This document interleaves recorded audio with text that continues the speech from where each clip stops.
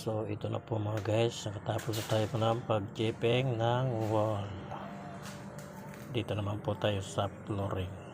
Abangan po natin bukas at kung paano natin umpisahan ang pagtatiles ng CR. So thank you for watching mga guys.